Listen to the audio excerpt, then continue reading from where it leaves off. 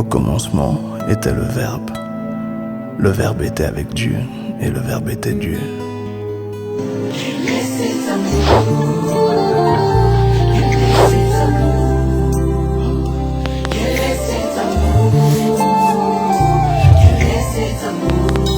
Oh, quel est cet amour? Quel est cet amour?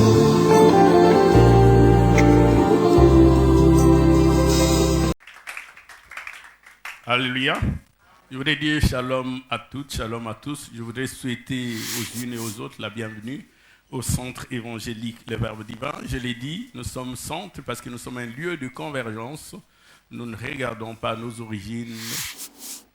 Nous sommes des cultures différentes, mais Christ nous a réunis. Nous sommes un lieu de convergence évangélique parce que telle est notre mission, notre vocation, notre appel. Et le Verbe Divin parce que nous sommes à 100% dans la parole, par ce qui est scripturaire. Alléluia. Alléluia. Et je voudrais nous rappeler aussi que nos programmes sont disponibles sur la chaîne YouTube Verbe Divin TV. Allez-y, vous trouverez nos prédications, nos enseignements. Vous pouvez vous abonner pour que vous puissiez nous suivre régulièrement. Et il y a une cloche. Si vous cliquez dessus, vous aurez des notifications chaque fois qu'il y aura un message. Alléluia.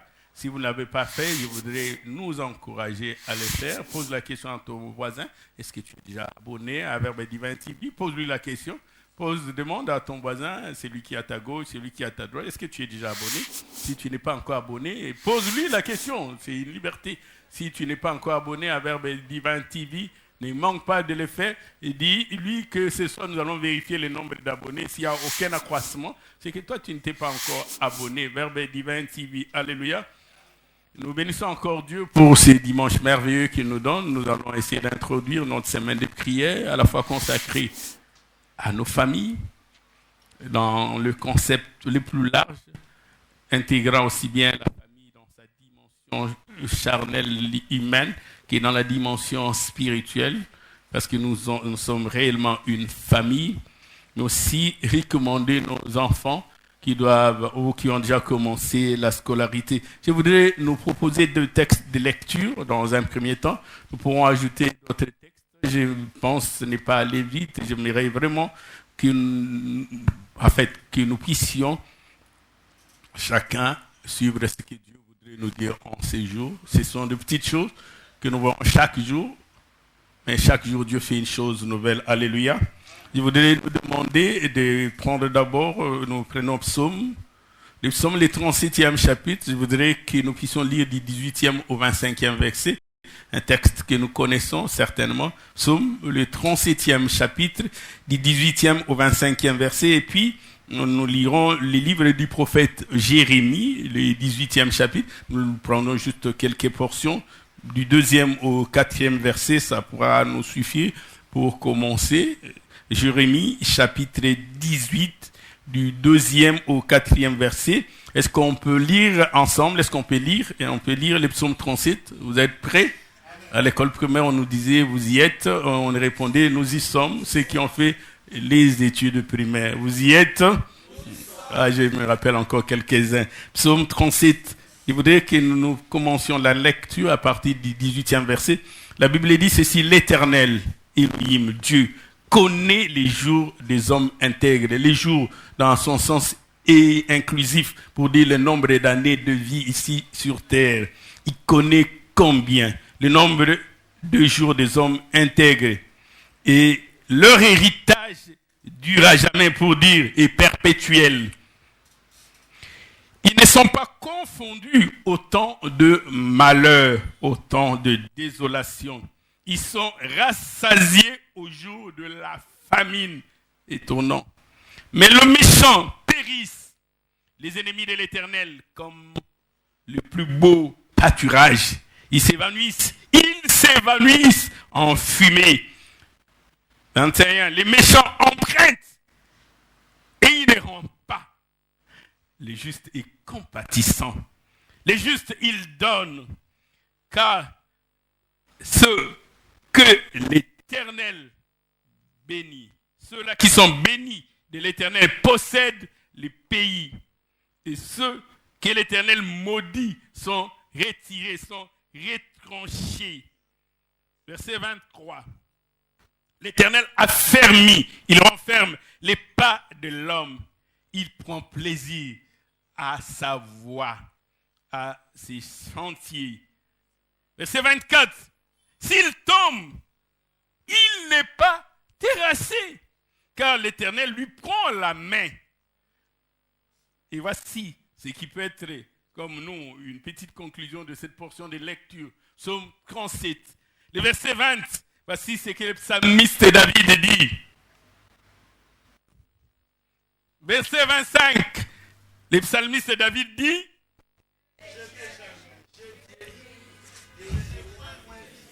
J'aimerais qu'on le reprenne ensemble. Psaume 37, le verset 25. Le psalmiste David dit.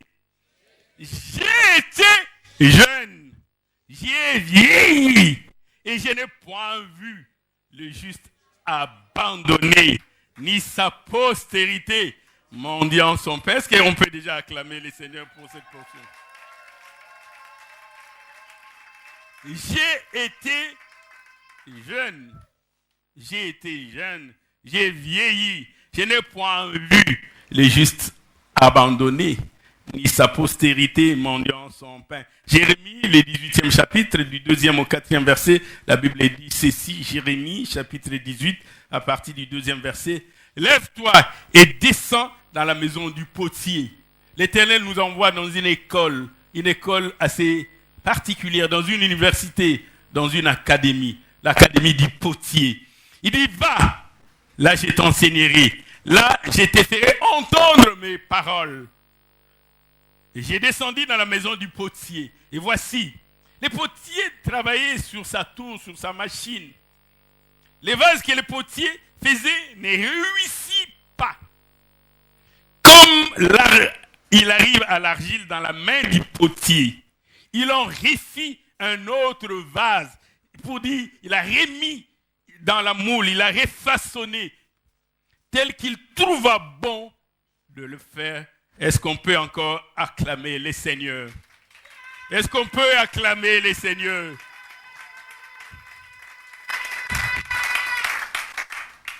Alléluia.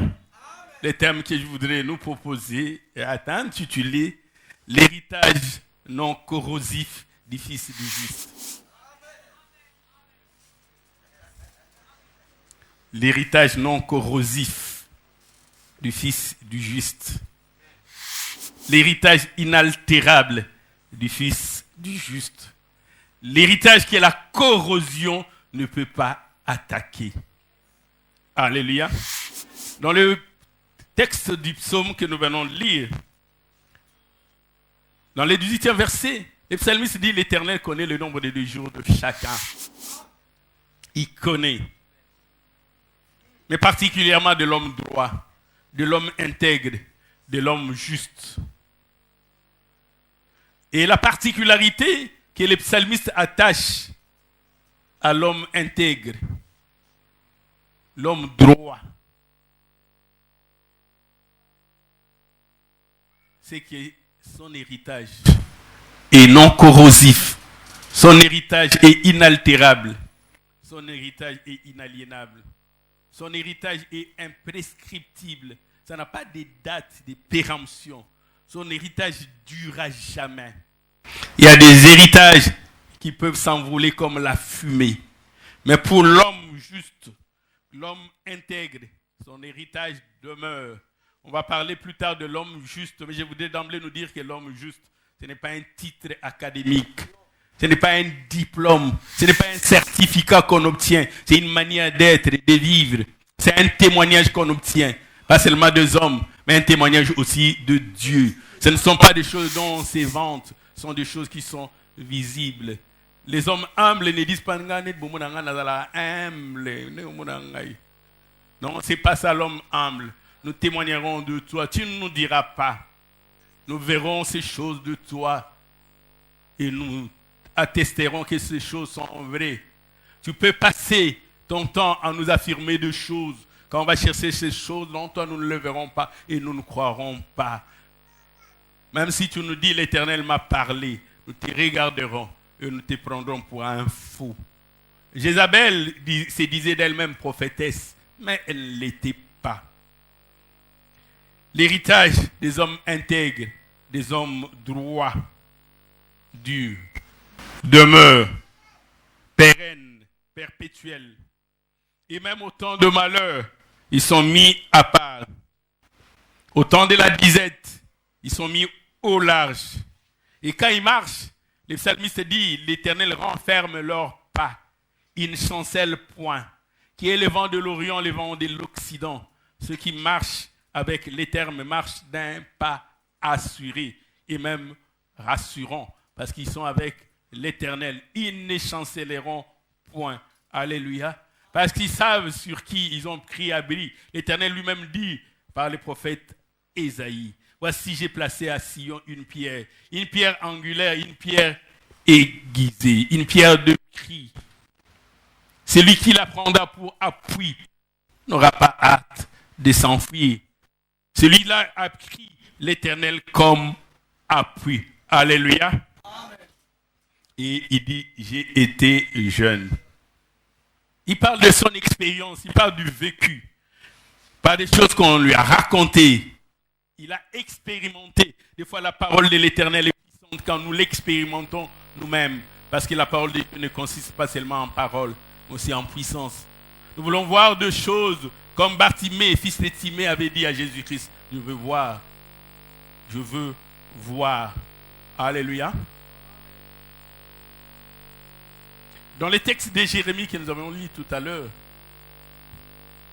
l'Éternel envoie Jérémie, mais aussi il nous envoie. Il nous envoie où? Dans la maison du potier. Il dit, le potier a un objectif. Je voudrais m'adresser à tous ceux qui sont tuteurs, à tous ceux qui ont la charge parentale, à tous ceux qui ont une quelconque responsabilité, sur le plan spirituel, mais aussi sur le plan humain. Descends dans la maison du potier. Le potier ne dit pas ce vase est fait, il est fait. Il veut avoir un vase, il fait le vase. Et il trouve cela non satisfaisant. Il dit, je reprends. Il remet. Et jusqu'à ce qu'il obtienne, c'est qu'il cherche. Enseignant, tuteur, parent, responsable, coach, entraîneur, sélectionneur, dirigeant. Allez dans la maison du potier. Le potier ne jette pas l'argile. Il dit, je voulais faire un vase d'honneur, je n'ai pas réussi. Non, ne rejetez pas l'argile.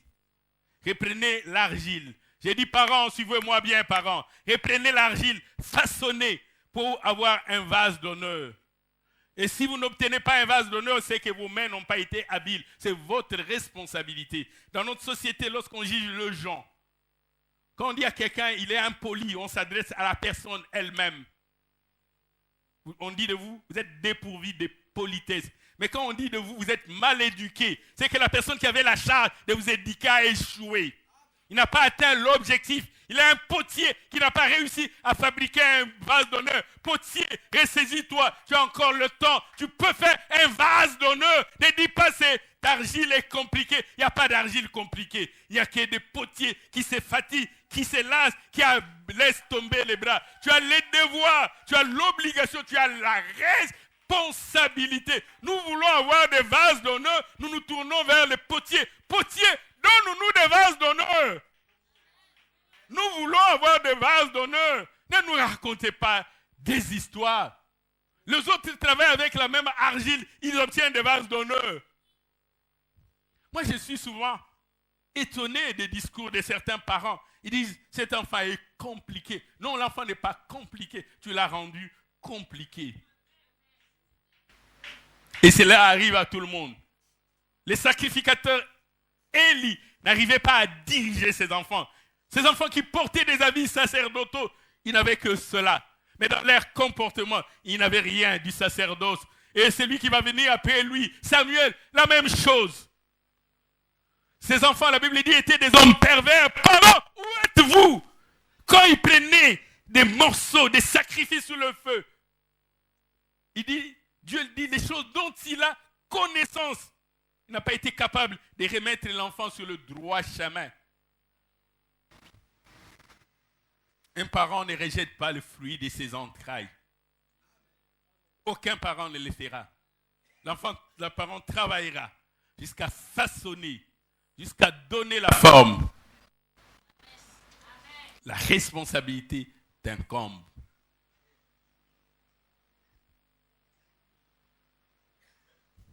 Je vais parler de certaines choses, mais j'aimerais pour que nous ayons la même conception, la même compréhension. Dans ces chapitres introductifs où, comme nous aimons souvent le dire, nous allons poser les fondements de notre enseignement, les socles, la base. Je voudrais expliquer quelques termes essentiels, mais plus les contours, que nous ne les prenions pas dans leur sens commun, mais dans le cadre de cette portion des Écritures qui ont un sens assez particulier. L'héritage non corrosif, inaltérable du Fils du Juste. J'aimerais d'abord parler de termes clés. Ensuite, nous allons définir quelques objectifs ensemble. Et après, nous allons évaluer dans 1 mois, dans 6 mois, à la fin de l'année, dans plusieurs années. Mais est-ce qu'on a atteint l'objectif? Moi, en tant que sentinelle, je dirais à l'Éternel, j'ai fait ma part. Seigneur, tu m'as établi comme sentinelle. J'ai sonné la trompette. Et le prophète Ézéchiel dit, et si c'est lui qui entend les sons de la trompette, ne se laisse pas avertir. Moi, j'avertis. Et il ne se laisse pas avertir, son sang retombera sur lui-même. L'héritage et les hérités. Moi, je rattache les deux choses. Je ne sépare pas l'héritage et les héritiers. De la même manière, dans ma façon de voir les choses, je ne sépare pas les sacrifices du sacrificateur.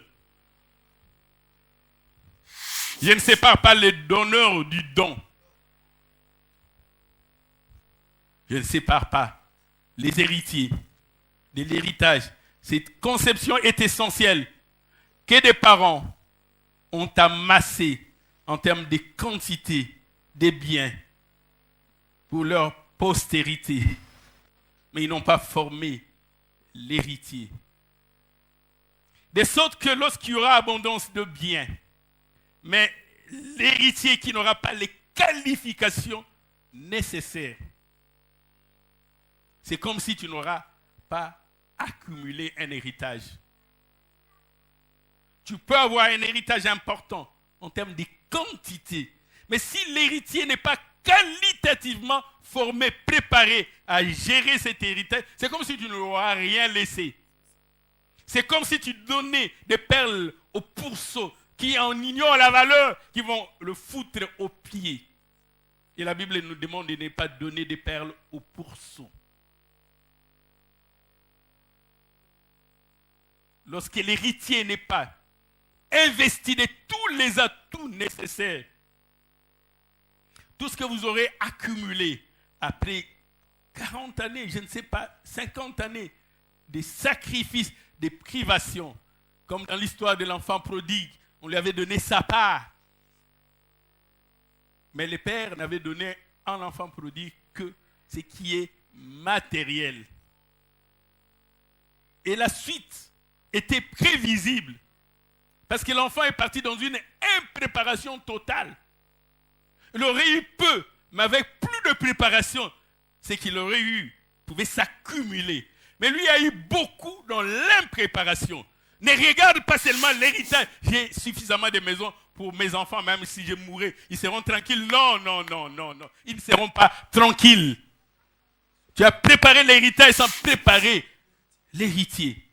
J'aime beaucoup cette vision de pêcheur, parce que le pêcheur ne peut pas accumuler des poissons, c'est vrai, il peut le fumer, il peut le sécher, mais il ne peut pas accumuler une quantité suffisante pour que son fils puisse continuer à manger du poisson jusqu'à la fin de sa vie. S'il veut que son enfant mange du poisson, c'est vrai, il peut lui trouver les filets et l'hameçon, la canne à pêche peut-être, mais cela ne sera pas suffisant. Il doit lui apprendre l'art, comment attraper le poisson.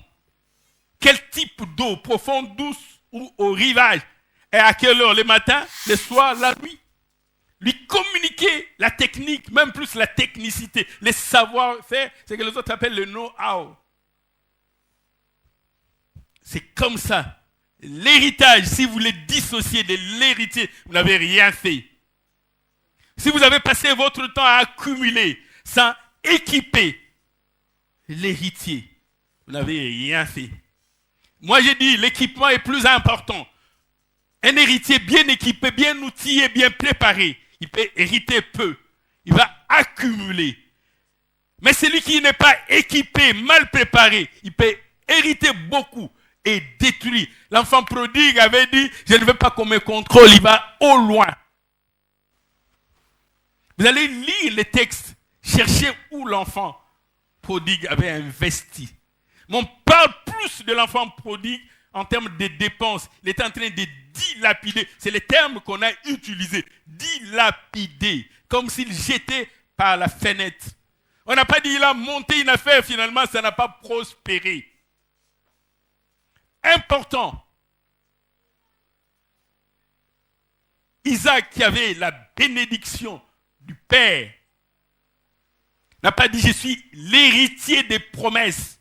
Genèse dit Isaac s'aima parce qu'il avait vu son père à l'ouvrage, il avait vu son père à l'œuvre, son père était actif, il était travailleur. Béni de l'Éternel, mais travailleur. Je me rappelle encore, on était à l'école primaire, cette sagesse qui était à cet homme de sciences et littéraire, de son nom Jean, dit de La Fontaine. Certainement, ce texte pourrait être de lui. Je peux me tromper.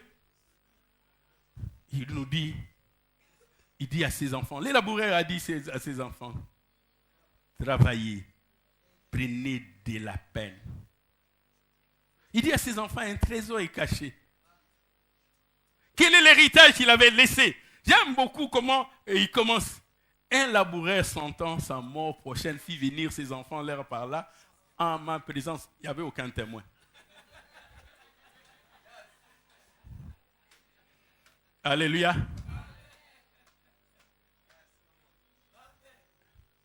Mais j'aime la manière de terminer. L'argent, point de cachet. Il n'y en avait pas. Mais c'est que le Père avait communiqué. C'est que le travail est un trésor. Ils ont sémé par-ci, par-là. De sorte qu'à la fin, il en rapporta plus, davantage. Plus que même le Père. C'est une honte pour les enfants d'avoir moins que le Père. Une humiliation. Un enfant qui fait moins que son Père, c'est un enfant, si j'étais méchant, j'allais dire maudit. Mais c'est un enfant qui a raté. Je le dis du haut de la chair. Enfants, faites plus que vos parents. Allez de l'avant. Faites plus. Si vous faites moins, ce n'est pas normal. Ce n'est pas normal. Vous devez aller au-delà. D'argent, point de cachet. Mais il dit, il en rapporta davantage par le travail. L'héritage, c'est l'ensemble des valeurs. J'aime bien prendre cela. Valeurs dans le sens de bien, mais valeurs aussi dans le sens éthique, dans le sens d'une manière d'être, dans le sens des valeurs morales, dans le sens des connaissances, des sagesses et d'intelligence. Les valeurs, les biens qui sont transmis par succession. On prend le patrimoine, on prend la fortune, la propriété et tous les droits qu'on peut avoir.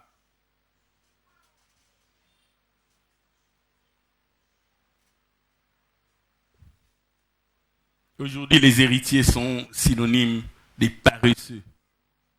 Il y a ça là, il y a héritier, tu as ça là. Héritier.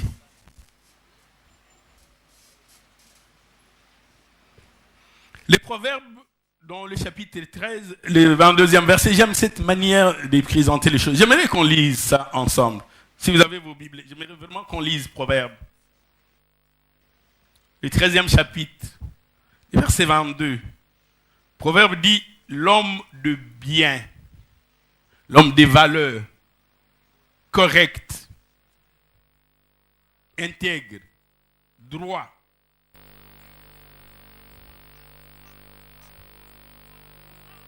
J'ai pensé même qu'il y avait erreur d'écriture. On aurait dit dire l'homme riche. On dit l'homme des biens.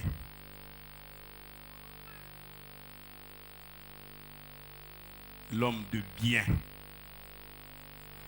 Y en a-t-il au milieu de nous? Y en a-t-il au milieu de nous, parmi nous?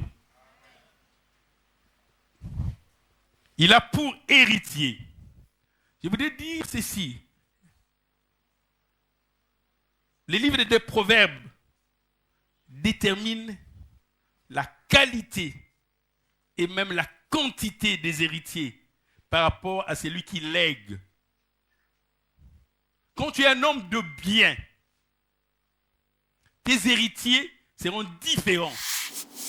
Un homme intègre, un homme droit, correct, un homme prévisionnel qui anticipe le fait, un homme visionnaire. Ma prière, c'est que Dieu nous donne des parents visionnaires. Des parents qui ont la vision de l'aigle. Qui se disent, je vois. Aujourd'hui, les gens méprisent, regardent avec dédain cette portion de terre. Je vois l'expansion de la ville. Je vous dis, dans 10 ans, ça vaudra. Un parent visionnaire, il a la vision de l'aigle, il sait. Il dit, aujourd'hui, qui pouvait croire qu'on aura, en 2022, autant de motos qu'il y en a aujourd'hui? On recule il y a 10 ans. Et les motos n'étaient pas si abondantes que ça. Mais l'homme visionnaire voit ces choses venir. Il dit, mon fils, je vois qu'on aura besoin, pas seulement des mécaniciens pour les véhicules, mais je sens des choses venir. Je le vois avec certitude. J'ai une vision nette. Et il oriente son enfant en fonction de là. Il dit, l'homme de bien a pour héritier les enfants de ses enfants. C'est-à-dire qu'il a cessé. L'héritage pour ses enfants de premier degré, il s'est déjà acquis il y a longtemps. De deuxième degré, c'est déjà acquis il y a longtemps. Il y a des gens qui ont essayé d'évaluer le nombre de temps de vie d'un multimilliardaire, je me réserve de citer son nom. Il a tellement d'argent que même ses arrière-petits-fils peuvent mener une vie luxueuse sans travailler. Tellement qu'il a accumulé. On dit on comptera des générations et des générations. S'ils sont paresseux, heureusement que tous sont des ingénieurs qui ont été dans des grandes universités. L'homme de bien. Que Dieu nous donne des parents qui soient cités parmi ces hommes-là. Qu'on dise l'homme de bien, qui a pour héritier les enfants de ses enfants. Mais les richesses de pécheurs sont réservées aux justes. Alléluia. Je voudrais dire que lorsque je parle d'un héritage, je ne me situe pas forcément dans une dimension matérielle, des choses physiques, palpables, saisissables. L'héritage n'est pas seulement cela. Dans les textes du laboureur et ses enfants, il leur a appris que le travail est un trésor. Ça, c'est un héritage. C'était assez curieux, ils réunissent leurs enfants. Qu'est-ce que tu nous lègues? Il dit non, allez bêcher, fouiller. Ne laissez ni une place où la main ne passe et repasse. C'est tout ce que tu nous as appelé. Bien. Là, on tient ces actes. Fouiller, bêcher. Et puis, fouiller, bêcher. Mais après, fouiller, bêcher. Ne laissez nulle place où la main ne passe et repasse. Alléluia. L'héritage n'est pas seulement, c'est matériel. C'est ainsi que j'ai dit, j'aimerais parler davantage d'un héritage inaltérable, que j'ai appelé non corrosif. Nous aurons le temps peut-être, si Dieu le permet, de parler des vraies caractéristiques d'un héritage. Vrai. Ce n'est pas parce que tu as laissé des provisions de farine et de riz que tu vas appeler ça héritage. Ça n'est pas un. Le psalmiste dit dans le psaume 119, les versets 111. Le psaume 119, les versets 111.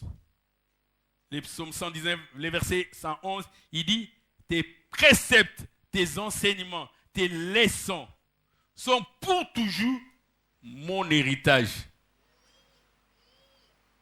C'est quoi l'héritage que tu m'as laissé? Les préceptes, les enseignements, les leçons, la doctrine que tu m'as communiquée, la sagesse que tu m'as communiquée, les respects, les valeurs de bien d'autrui, la crainte, l'humilité, l'obéissance. Ces choses sont pour moi un héritage. Et on s'attache à son héritage. On accorde la valeur à son héritage. Il y a un texte que nous avons tous lu dans la Bible, c'est l'histoire de Akab. Akab est connu parce qu'il avait une femme redoutable qui s'appelait Jézabel. Et voici comme par hasard, Akab avait comme voisin Naboth. Et Akab voulait acheter le terrain de Naboth pour en faire un jardin potager. Mais j'aime beaucoup la réponse de Naboth. Il s'attache à l'héritage. Il y a des choses qu'on ne peut pas perdre. Ce sont ces valeurs qu'on doit garder. Que l'environnement ne peut pas changer. Si je porte une chemise blanche, je suis sous des lampes rouges. Vous aurez l'impression que ma chemise est rouge. Quand je mettrai sous des lampes bleues, vous aurez l'impression que je porte une chemise bleue. Non, je ne parle pas de cela. De choses que la lumière ne peut pas changer. Le temps ne peut rien faire. Ces choses qui sont inaliénables, inaltérables. Un roi, chapitre 21. Voici ce que dit la Bible après ces choses, à partir du premier verset. Voici ce qui arriva. Naboth de Jezreel avait une vigne à Jezreel, à côté du palais d'Akab, roi de Samarie. En fait, quand on dit roi de Samarie, c'est le roi qui régnait sur le royaume du nord. Quand Israël, appelé les schismes, était divisé en deux. Le royaume du sud, appelé Juda, avec siège Jérusalem, et le royaume du nord, qu'on appelait Israël, avec siège à Samarie. Et Akab parlait ainsi à Naboth, cède-moi. Il voulait dire, vends-moi. Échangeons. Je te donne de l'argent, tu me donnes ta vigne. Ou je te donne en troc une autre vigne pour que j'en fasse un jardin potager. Parce que ta vigne a un avantage. Elle est tout près du palais royal. Je te donnerai à la place une vigne meilleure. Et si cela te convient, je te paierai la valeur en argent. Il y a une vigne meilleure. Et il y a l'héritage. Je compare. Est-ce que je prendrai la vigne meilleure? Ou je garderai l'héritage? Verset 3. J'aime beaucoup la réponse de Naboth. Que Dieu nous donne des enfants qui ressembleraient à ses points de vue à Naboth. Naboth répondit au roi Akab. Il a le pouvoir. Il a l'impérium. Que l'Éternel me garde de te donner l'héritage de mes pères. Alléluia. Naboth était en train de dire au roi, l'héritage de mes pères est inaliénable. Je garderai cela. Est-ce qu'il y a des enfants qui ont encore des choses à garder de leur père? Quelles sont les valeurs que vous communiquez? Quelles sont les attitudes? Quel est votre degré de tolérance, de patience, de tempérance, d'amour, de bénignité? Voulez-vous être compris pendant que vous ne comprenez pas les gens? Voulez-vous être accepté pendant que vous n'acceptez pas les gens? Vous voulez qu'on use envers vous de la tolérance pendant que vous-même vous vivez dans l'intolérance? Dieu n'est pas dans ces choses-là. Je le dis encore, Dieu n'est pas dans ces choses-là. Parents, changez. Parents, prenez votre casquette. Sinon, vous n'êtes pas dans la volonté de Dieu.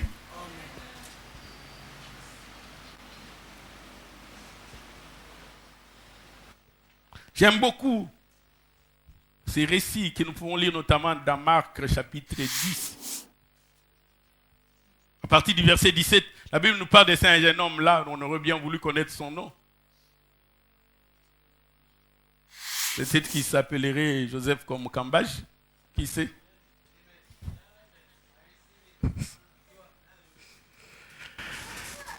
Et ce jeune homme a couru auprès de Jésus-Christ pendant que Christ était en chemin, il s'est jeté à genoux.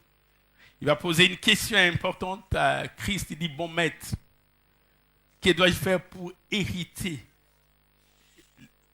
pour être parmi les héritiers des royaumes des cieux, de la vie éternelle? Que dois-je faire? Christ, en les regardant, c'est comme s'il voulait réciter les décalogues. Il dit, tu connais les commandements. Tu ne convoiteras pas, tu ne tueras pas, tu ne voleras pas, tu ne calomnieras pas. Le petit est en train de regarder Christ et dit, ça, ces choses, c'est depuis l'enfance. Je l'ai comme portion, comme héritage, comme connaissance, comme valeur acquise de mes parents. Ces choses, je les pratique. Est-ce que votre enfant peut aussi dire cela? Est-ce que votre enfant peut aussi dire cela? La famille n'a pas de tonga. La famille. La Bible dit Jésus l'ayant regardé, il l'avait scruté, il l'avait évalué. La Bible dit il apprécia, il l'aima. Il dit oui, ces choses, j'ai vu, tu les as. Même s'il manquait une chose, mais ces choses, il les avait. Ça, c'est un héritage non corrosif, inaltérable, inaliénable. Deuxième concept que j'ai ajouté exprès, la non-corrosivité ou l'inaltérabilité. Je voudrais parler de cet héritage qui est inaltérable. Parce que je m'attache à ces choses qui sont des valeurs. J'ai eu un enseignant, d'heureuse mémoire, paix à son âme, il n'est plus de ces bas mondes. Mais j'aimais beaucoup ce qu'il me disait. Il dit, toutes les fonctions qu'il assume, on peut les lui ravir un jour. Il peut être ou ne plus être. Mais ce que personne ne peut ravir, c'est ce qu'il a en lui.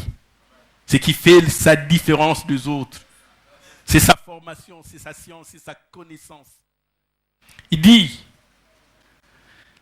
il n'a pas un niveau parce qu'il détient un titre. Les diplômes-là n'iront qu'au témoignage de ce qu'il est. Même si les diplômes se perdaient, il ne va pas perdre ce qu'il a. Là, ça ne sert que de témoignage. On peut entrer dans sa maison tout brûlé.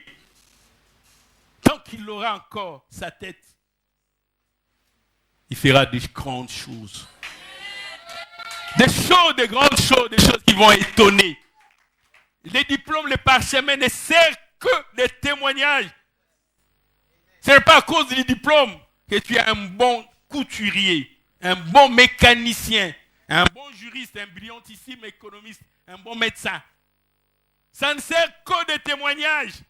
Mais il faut qu'on te voit à l'œuvre, quand on te voit à l'œuvre, qu'est-ce que tu es réellement? Et c'est ce que nous voulons communiquer, ces valeurs-là. Quand on te voit, on dit...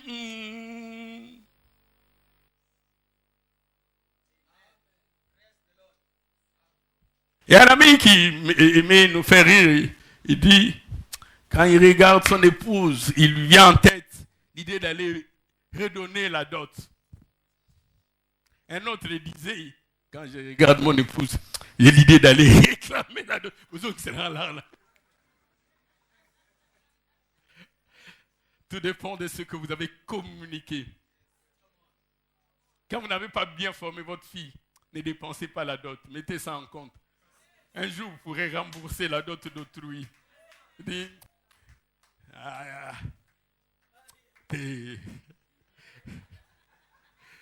Alléluia. Gloire soit rendue au nom du Seigneur. Je voudrais parler d'un héritage inaltérable. Nous avons vécu à Goma, nous avons vu les ravages du volcan. Mais les gens qui connaissaient, qui avaient la dextérité, les savoir-faire, ils ont rebâti sur des anciennes ruines. Tu rebâtiras sur les anciennes ruines. Je parle de ce qui est inaltérable. C'est-à-dire qui conserve toutes ses qualités, ses caractéristiques à travers le temps, qui est perpétuel, qui est immuable. Je l'ai dit, qui est imprescriptible, il n'y a pas de date, qui est impérissable. Je voudrais dire indestructible. Même le volcan ne pourra pas détruire. Qui est pérenne. Je voudrais même dire sans fin. Christ lui-même nous en parle en ces termes-là, lorsqu'il parle du trésor. J'aime beaucoup ces textes que nous retrouvons dans Matthieu chapitre 6. Nous l'avons déjà lu. Matthieu chapitre 6, le verset 19 au verset 21. La Bible dit, Matthieu, évangile selon Matthieu, chapitre 6. À partir du verset 19, il dit, ne vous amassez pas des trésors sur la terre. Il voulait dire, ce n'est pas que c'est mauvais d'avoir du trésor sur la terre. Il me dit, mais ces trésors-là sont périssables. Ces trésors peuvent être attaqués par la corrosion, par la rouille. Ne vous amassez pas des trésors sur la terre où la teigne et la rouille détruisent. On a tiré les moutoukas en bon état. Ça veut dire quoi, moutouka en bon état? La rouille peut attaquer ces véhicules-là. Ce n'est pas de cet héritage. Je parle de l'héritage inaltérable. S'il a cet héritage inaltérable, il peut s'acheter un autre véhicule. Mais s'il n'a pas cet héritage-là, lorsque ce véhicule se retrouvera sur de briques, sur un amas de pierres, il ne saura pas le relever. Où la teigne et la rouille détruisent, où les voleurs percent et dérobent. On a dit qui vraiment là, et le lendemain, les voleurs viennent dérober. On a checké la banque. Et savez-vous pas qu'il y a des banques qui sont tombées en faillite? Et jusqu'à aujourd'hui, les épargnants n'ont jamais récupéré leur argent. On a vraiment là dans la banque. Et demain, tu apprends que la banque est tombée en faillite. Toi, tu disais, je peux aller en paix parce que qu'il y a vrai là.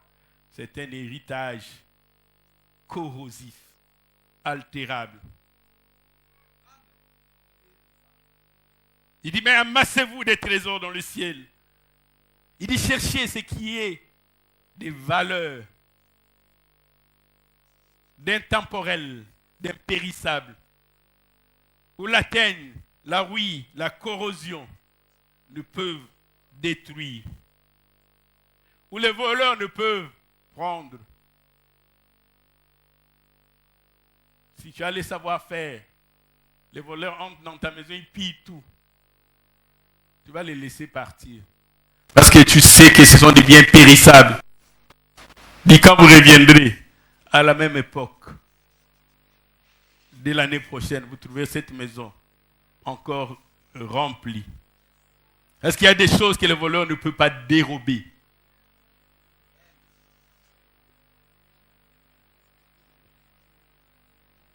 Parents, communiquez ces choses-là. Le troisième concept, j'ai parlé de l'héritage et de l'héritier. J'ai parlé du caractère non corrosif. Je voudrais rapidement parler du juste, le juste. Quand on dit juste, c'est celui qui agit conformément à la justice. Il s'est conduit conformément à ce qui est droit, à ce qui est équitable, à ce qui est convenable, à ce qui est approprié, à ce qui est indiqué. Il se comporte avec justesse. Il y a des gens dont la Bible rend témoignage. La Bible rend témoignage de Job. La Bible rend témoignage de Lot. La Bible rend témoignage de plusieurs justes. Quand nous lisons Job, les premiers chapitres, les premiers versets, la Bible dit qu'il y avait dans le pays d'Ut un homme qui s'appelait Job. Et la Bible dit que cet homme était intègre. Il était intègre, c'est-à-dire d'une honnêteté absolue. Il était intègre. Il était à l'abri de tout soupçon. On disait de lui, il était intègre parce qu'il avait des scrupules. Il était scrupuleux. Il y avait cet homme-là. Les gens pouvaient témoigner cela. Et on ajoute en plus qu'il était droit. C'est-à-dire un homme sûr. Un homme correct. Un homme loyal. Un homme franc.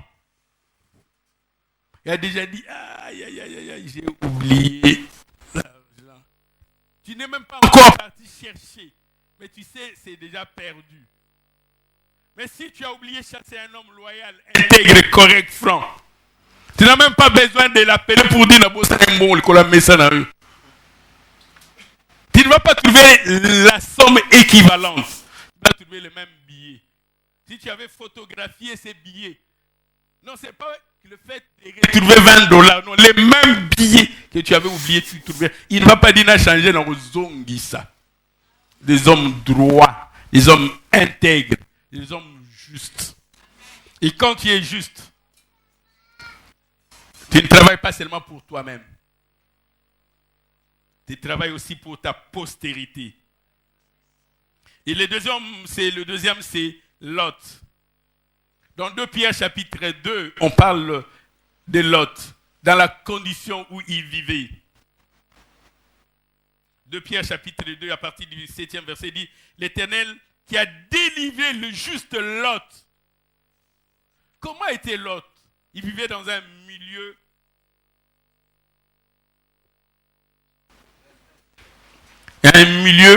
où les péchés dégageaient une puanteur, une odeur nauséabonde. Il vivait au milieu des hommes pervers. Mais on disait, Lot était profondément attristé de la conduite de ces hommes. Ces hommes sans frein qui vivaient dans la dissolution. Parce que cet homme juste qui habitait au milieu de ces peuples était tourmenté.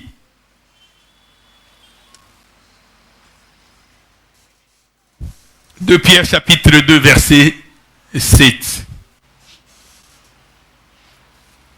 De Pierre rend témoignage de Lot, l'homme juste, l'homme droit. Bien-aimé dans le Seigneur, il vous appartient de savoir ce que vous allez laisser à la postérité. Si tu ne façonnes pas l'héritier, ça ne vaut même pas la peine de lui laisser un héritage. C'est une peine perdue. Il ne saurait s'en servir. Commence par les modeler. Je voudrais dire aux parents, aux responsables, aux tuteurs, que vous êtes comme des potiers. La responsabilité vous incombe. Nous voulons voir des vases d'honneur, nous nous tournons vers vous. Faites-nous des vases d'honneur. Ne nous donnez pas des vases d'usage vil. Nous ne voulons pas de ces vases qu'on laisse dehors, sous le soleil, sous la pluie. Ces vases qui servent comme panier d'ordures. Nous voulons des vases d'honneur. Et c'est Dieu qui est capable de faire ces choses-là. C'est ainsi que Dieu vous a établi responsable. C'est ainsi que Dieu vous a élevé dans votre charge. C'est ainsi que Dieu vous a donné des responsabilités. Vous répondrez de cela. J'ai dit à quelqu'un, tu répondras de cela. Tu rendras compte de ton échec, de ton abandon, du mépris, du rejet de la charge que Dieu t'avait confiée. Dieu, tu m'avais confié cette charge, cette responsabilité d'éduquer, de conduire, de coacher, de diriger.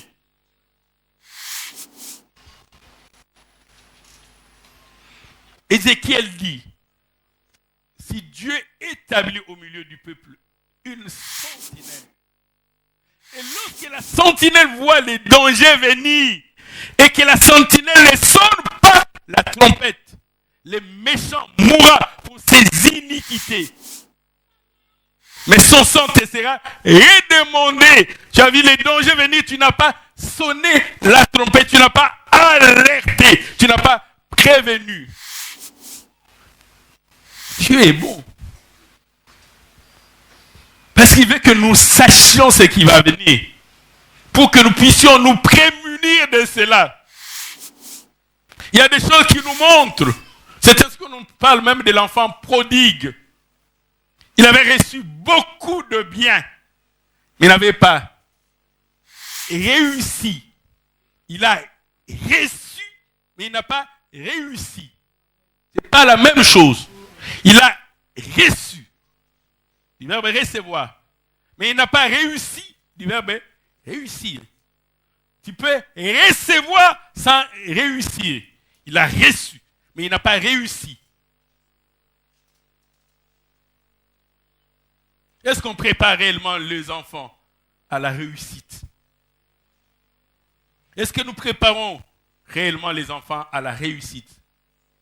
Telle est notre responsabilité. Nous devons conduire les enfants à la réussite. Et notre rôle, c'est de préparer les enfants à la réussite. Et Dieu nous demandera des comptes. Dieu ne sera pas satisfait de toutes les fois où tu avais lâché prise. Au mono embadi anatiki nanga.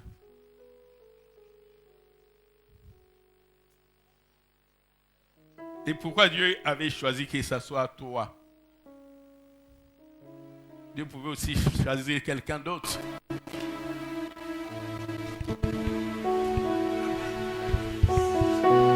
J'aimerais nous demander de nous l'aider. Nous allons nous tenir debout.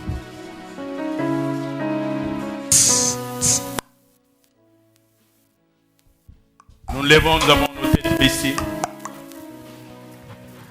Mais que pendant un moment nous puissions prier l'Éternel pour ses merveilles, pour ses bontés. Dire merci à Dieu de ce qu'il s'est soucié de toi. Il se préoccupe de ton bonheur, de ton lendemain, de ce qu'il te conduit dans les sentiers de la justice à cause de son nom. Quelqu'un peut dire merci à Dieu? Nous élevons nos mains, nous commençons à remercier Dieu. Père, nous disons merci Seigneur. Merci de ce que tu nous as appelé notre responsabilité en tant que dirigeant, en tant que coach, en tant que parent, en tant que tuteur. Merci parce que c'est un ministère que tu nous as donné, une charge, un fardeau, que nous avons le devoir d'assumer. Toi qui as dit par Esaïe, une mère oublie-t-elle l'enfant qu'elle allait? N'a-t-elle pas pitié du fruit de ses entrailles? Dis quand même une mère l'oubliera, moi l'Éternel, je ne t'oublierai jamais. Si toi l'Éternel, tu ne peux pas nous oublier, fais-nous Seigneur agir ainsi Seigneur. Agir ainsi vis-à-vis du prochain, vis-à-vis de toutes ces personnes qui nous ont été données en charge, en responsabilité, sur qui tu nous as établis comme tuteur, comme responsable, comme père. Que nous ne puissions pas faillir.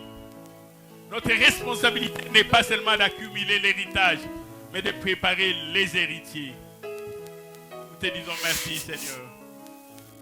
Merci au Père.